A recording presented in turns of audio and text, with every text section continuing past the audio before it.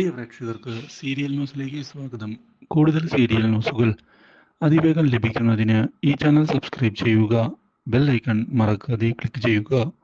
Video ഇഷ്ടമായി എങ്കിൽ like ചെയ്യാൻ മറക്കരുത്. ഒടുവിൽ കൃഷ് തന്റെ തെറ്റ് സമ്മതിച്ചിരിക്കുകയാണ്. എന്തായാലും ചെയ്തത് നടന്നുപോയി, ഇനി അത് പറഞ്ഞിട്ട് കാര്യമില്ല.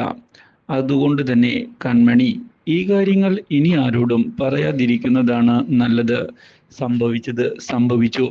ഇനി എനിക്ക് ഇതിൽ കൂടുതലൊന്നും ചെയ്യാൻ സാധിക്കില്ലല്ലോ. അതുകൊണ്ട് തന്നെ ഇത് മറന്നു കളഞ്ഞേക്ക്. ഇതേ തുടർന്നാണ് മാനസ തിരികെ എത്തുന്നത്.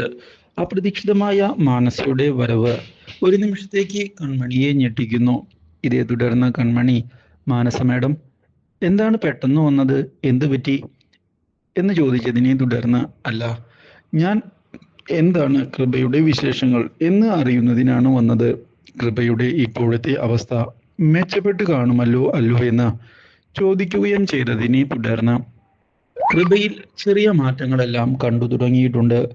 അധികം വൈകാതെ തന്നെ അവൾ റിക്കവർ ആകും എന്നാണ് ഞങ്ങൾ പ്രതീക്ഷിക്കുന്നത്.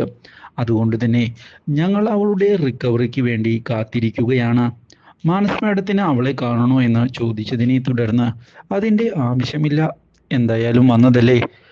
എവിടെ പോയി കൃഷ് എന്ന് ചോദിച്ചുകൊണ്ട് കൃഷിനെ കാണുന്നതിനായി മാനസ ചെല്ലുകയാണ്.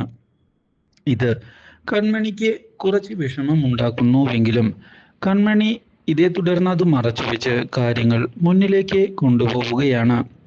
ഇതേ സമയം പുതിയൊരു വഴിത്തിരിവ് ഉണ്ടാവുകയും ചെയ്യുന്നു. കൃഷ് ഈ വരവ് കണ്ടതിനെ തുടർന്ന് മാനസയോട് കാര്യങ്ങൾ ചോദിക്കുന്നതിനായി മുന്നിലേക്ക് വരികയും മാനസയോട് എന്താണ് ആവശ്യമെന്ന് വ്യക്തമാക്കാൻ പറയുകയും ചെയ്യുന്നു.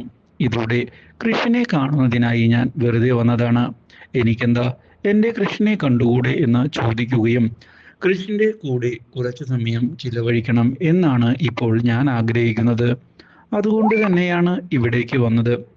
എന്താ, കൃഷിന് അത് ഇഷ്ടപ്പെട്ടില്ലേ? ഇതോടെ കൃഷ് മറുപടി പറയാൻ സാധിക്കാത്ത അവസ്ഥയിൽ വന്നു നിൽക്കുകയാണ്. ഒടുവിൽ എങ്ങനെയാണ് ഇവളെ ഒഴിവാക്കുക എന്ന് ആലോചിക്കുകയും ചെയ്യുന്നു. കാര്യങ്ങൾ വിചാരിച്ചതുപോലെ അല്ലല്ലോ സംഭവിക്കുന്നത് എന്ന് ആലോചിക്കുമ്പോഴാണ് കൃഷിനോട്, നമ്മുടെ വിവാഹത്തിന്റെ കാര്യം അടുത്തു വരികയാണ്, എന്താ കൃഷ് ഓർക്കുന്നില്ലേ എന്ന് തിരികെ മാനസ ചോദിക്കുന്നു. ഇതോടെ മാനസയോട് എന്താണ് പറയേണ്ടത് എന്നറിയാതെ നിന്ന് പോവുകയാണ് കൃഷ്. കാര്യങ്ങൾ വിചാരിച്ചതുപോലെ അല്ല മുന്നോട്ട് പോകുന്നത്. എന്തെങ്കിലും ഉടൻ തന്നെ ഈ വിവാഹം മുടക്കുന്നതിന് ചെയ്യേണ്ടത് അത്യാവശ്യം തന്നെയാണ്. ഇല്ലെങ്കിൽ ഇവൾ എനിക്കൊരു തലവേദനയായി മാറും എന്ന കാര്യത്തിൽ യാതൊരു സംശയവും വേണ്ട. ഒരു പോംവഴി കണ്ടെത്തേണ്ടതുണ്ട് എന്ന ചിന്തിച്ചുകൊണ്ട് കൃഷ് മുന്നിലേക്ക് പോകുന്നു. പക്ഷേ ഇതേ തുടർന്നാണ് കൺമണിയെ അച്ഛൻ ഫോൺ ചെയ്യുന്നത്. കൺമണിയോട് വരുൺ ഇവിടെ വന്ന് പ്രശ്നങ്ങൾ ഉണ്ടാക്കി എന്നുള്ള കാര്യം അറിയിച്ചിരിക്കുകയാണ്. അവൻ വിവാഹമുടൻ നടത്തണം എന്നുള്ള കാര്യവും പറഞ്ഞു കഴിഞ്ഞു എന്ന് അറിയിക്കുകയും ചെയ്തതിനെ തുടർന്ന്, എനിക്ക് ഇപ്പോൾ പെട്ടെന്നൊന്നും വിവാഹം വേണ്ട എന്ന് കൺമണി അറിയിച്ചിരിക്കുകയാണ്. ഈ കാര്യം അറിയാൻ ഇടയാകുന്ന ധനലക്ഷ്മി പുതിയ പ്രശ്നങ്ങൾ ഉണ്ടാക്കിക്കൊണ്ട് മുന്നിലേക്ക് കടന്നു വരുന്നത് പുതിയൊരു തലവേദന ആയിരിക്കുകയാണ്. ഇപ്പോൾ കൺമണിക്ക് do like, share and subscribe.